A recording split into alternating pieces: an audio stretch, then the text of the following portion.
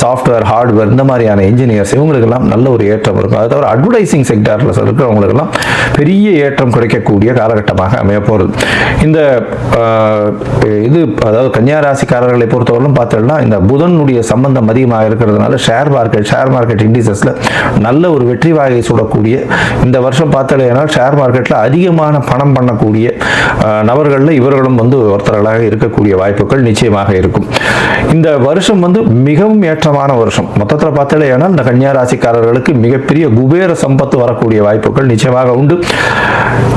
உங்களுடைய ராசிக்கு 11ஆம் இடத்துல இருக்கக்கூடிய குரு பகவான் மூலியமா நல்ல ஒரு ஏற்றம் கிடைக்கும். திருமண பாக்கியம் ஏற்படக்கூடிய வாய்ப்பு, தொழிலில் ஏற்றம் இருக்கக்கூடிய வாய்ப்பு, எதிர்பாலனத்தை சற்று நம்ப வேண்டாம்.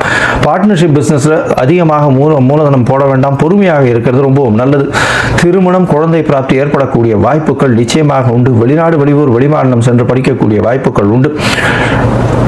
உங்களுடைய உடல்நிலையில சற்று ஜாகிரதையாக இருக்கிறது நல்லது. ஏன்னா 7ஆம் இடத்துல இருக்கக்கூடிய சனி உங்களுடைய ராசியை பார்க்கிறார்.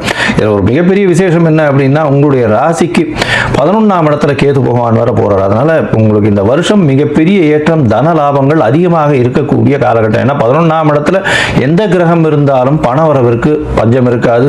தொழிலில் அபரிமிதமான லாபங்களை கொடுக்கும்ன்றது ஜோதிட சாஸ்திரம் சொல்றது. அதன் மூலியமாக 11ஆம் இடம் நல்ல ஒரு ஏற்றமாக இருக்கக்கூடிய காலகட்டம்ன்றதுனால உங்களுக்கு நிச்சயமான ஏற்றங்கள் இருக்கும்.